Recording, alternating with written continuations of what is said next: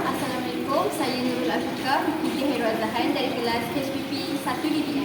Nama saya Dina Isyira binti Samimi dari HPP 1DBM. Nama saya Nurul Nadira binti Syahrizan dari HPP 1DBM.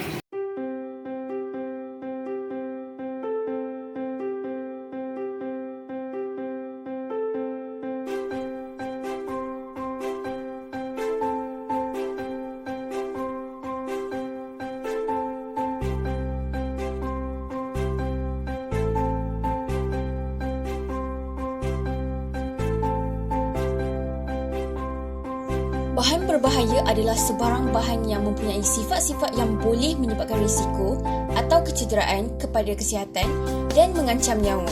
Faktor-faktor yang mempengaruhi: yang pertama, jenis dan sifat bahan berbahaya. Bahan beracun, meletup, mudah terbakar dan sebagainya. Kedua, tempat kerja. Tempat yang digunakan, disimpan atau dibuang. Yang ketiga, kesedaran dan latihan pekerja. Ia merupakan faktor penting yang mempengaruhi kebersihan bagi bahan berbahaya.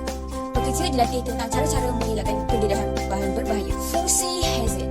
Fungsi hazard kepada bahan berbahaya adalah untuk menunjukkan sifat-sifat atau potensi bahan berbahaya yang boleh menyebabkan bahaya atau kecederaan kepada manusia, harta benda dan alam sekitar. Hazard adalah satu punca atau sesuatu keadaan yang mempunyai potensi di mana ia boleh mendatangkan mudarat kepada manusia. Bahan berbahaya boleh diklasifikasikan mengikut jenis, sifat dan tahap hazard. Terdapat beberapa sistem pengelasan hazard yang digunakan seperti pengenalan bahan berbahaya, sistem pengenalan bahan nasional dan pitograf bahaya. Sistem-sistem ini menggunakan kod warna, nombor, simbol dan huruf untuk menunjukkan tahap hazard. Ini adalah contoh-contoh bahan berbahaya seperti hidrogen cyanida. Bahan cecair ini yang tidak berwarna, beracun dan mudah terbakar. Hidrogen cyanida dapat menyebabkan kematian.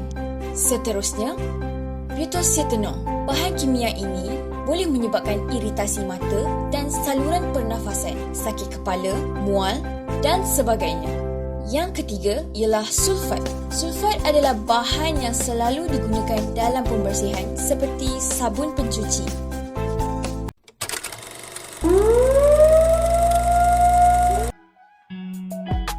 Kebakaran dikenali sebagai cahaya dan haba yang dihasilkan akibat pembakaran. Ia biasanya berlaku selepas reaksi pengesedaan kimia dan beberapa manifestasi yang paling hasil menjadi api, haba melampau dan emisi karbon dioksida dan uap air.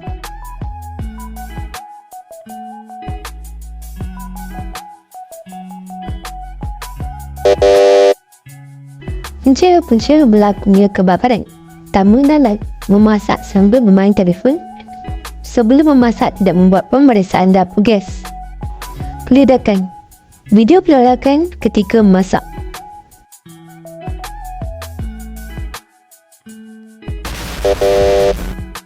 Tips elak dari peledakan. Peralatan dipasang erat dan betul. Periksa dapur gas sebelum digunakan. Iritasi. Iritasi kulit adalah kondisi penyakit pada kulit ketika lapisan terluarnya yang sensitif bersentuhan langsung dengan bahan pakaian seperti wool, beberapa tanaman atau zat-zat yang terkandung dalam produk pembersih dan deterjen. Tanda-tanda. Kulit keras gatal, kulit merah dan bengkak, kulit memunculkan bercat wam, keracunan makanan. Keracunan makanan adalah penyakit kesan memakan sesuatu yang tercemar. Dalam kebanyakan kes, keracunan makanan disebabkan makanan tercemar oleh bakteri seperti salmonella atau Escherichia coli atau virus tidak berbahaya, contohnya norovirus. Video keracunan makanan. Hei, mana si Fatimah ni? Lama dah tunggu ni.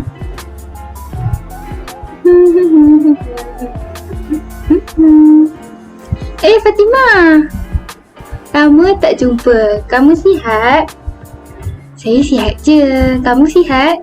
Ya, sihat je. Jomlah kita main sama-sama. Jom.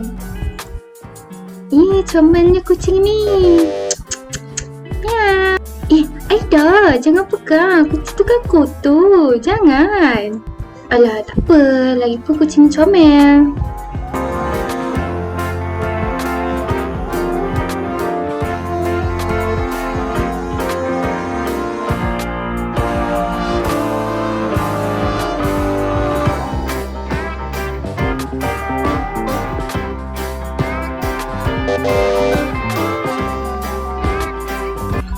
Fatimah, jom kita pergi beli makanan. Lapar lah. Jom. La la la la la. La la. Pakcik, mi goreng 2 ya. Sedap juga mi goreng ikan Fatimah. Sedap. Nanti kita jumpa lagi ya Fatimah. La la la la la. La la. La la la la la la la. La la. La la la la la. Sakit perut. Sakit perut biasa je kot ni.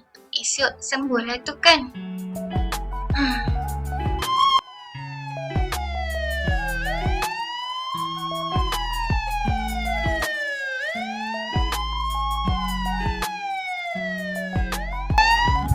Encik telah mengalami keracunan makanan. Mungkin berpunca akibat tidak membasuh tangan. Punca. Tidak membasuh tangan sebelum makan. Makanan tidak diselenggarakan dengan betul. Persekitaran tempat makan tidak bersih. Mengendali makanan tidak memakai sarung tangan ketika mengendalikan makanan. Tanda-tanda muntah-muntah, cerit-berit, demam, pencemaran makanan. Pencemaran makanan berlaku apabila makanan itu mengandungi sesuatu benda atau bahan yang tidak seharusnya berada di dalam makanan. Secara amnya, keracunan makanan berlaku apabila seseorang individu makan makanan yang kecemar dan mengandungi bahan kontaminan sama ada dalam bentuk fizikal. Video pencemaran makanan. Kalangnya kita, rumah kita duduk dan makanan yang selalu kita ambil menjadi tempat tinggal kepada makhluk yang sangat kecil dan hebat.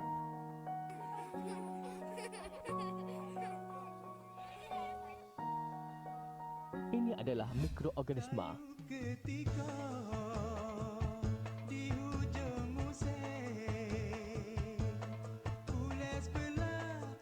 Terdapat beberapa jenis mikroorganisma. Hak baik membantu menghasilkan makanan dan minuman seperti keju dan yogurt serta memastikan kesegaran pada daging dan juga sayur-sayuran. Ada juga jenis mikroorganisma yang sangat menyusahkan. Ini adalah jenis hak tak baik. Ia boleh menyebabkan bau busuk dan rasa yang teruk. Ia adalah punca makanan rosak, tetapi biasanya ia tidak menyebabkan kepada penyakit. Ada sejenis mikroorganisma hak mana kita perlu takut. Ia tidak menyebabkan makanan itu jadi busuk.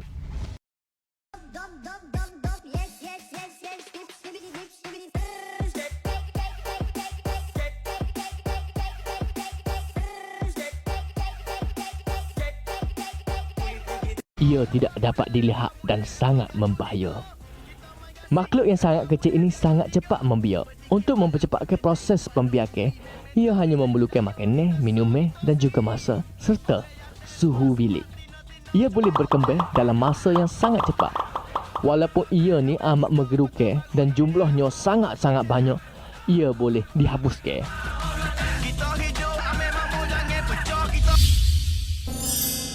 Hanya 5 langkah mudah yang perlu kita ambil.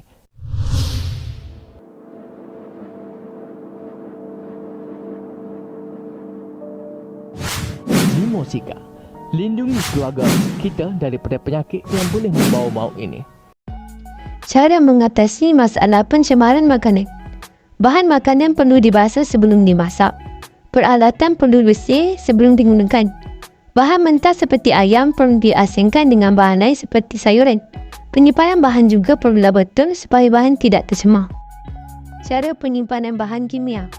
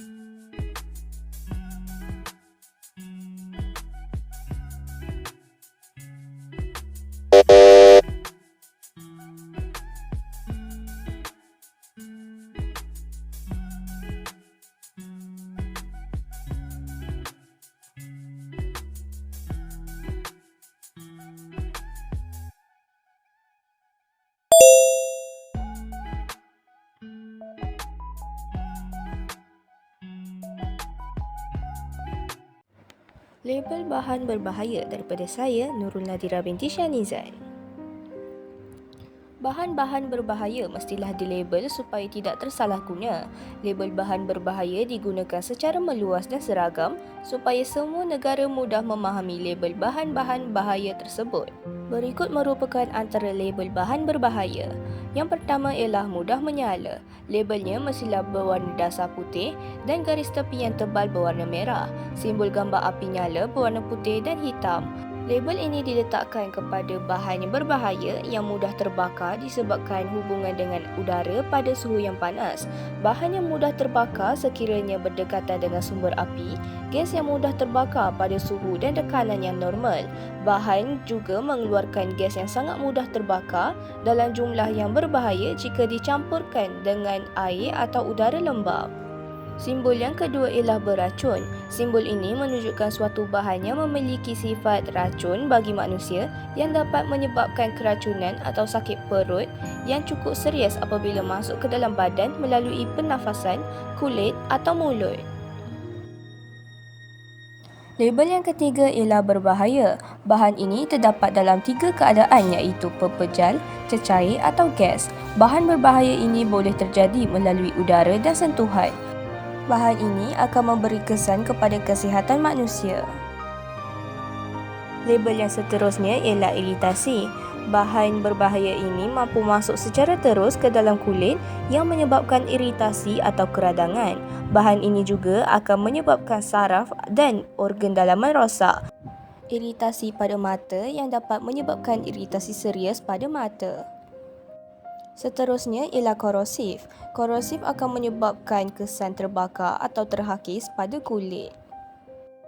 Justru itu, label gas bertekanan tinggi seperti tong gas yang bertekanan tinggi mampu meletup apabila terkena haba yang terlalu panas.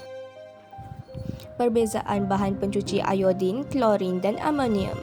Bagi klorin tidak mempunyai warna dan tidak meninggalkan kesan. Klorin juga tidak toksik jika digunakan dengan kepekatan yang betul.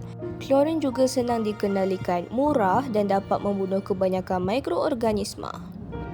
Iodin berkesan untuk membunuh kebanyakan bakteria, virus dan fungi. Kesannya lebih cepat berbanding dengan klorin dan amonium. Akan tetapi, iodin lebih mahal dan mempunyai kesan warna atau menyah warna pada permukaan perak dan tembaga. Iodin juga lebih susah dikendalikan berbanding dengan klorin. Amonium tidak dapat membunuh banyak jenis kuman berbanding dengan klorin dan iodin.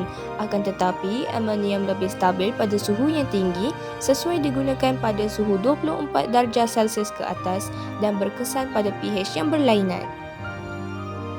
Berikut merupakan kebaikan dan kekurangan sanitizer. Thanks for watching. Jangan lupa like, share, comment and subscribe.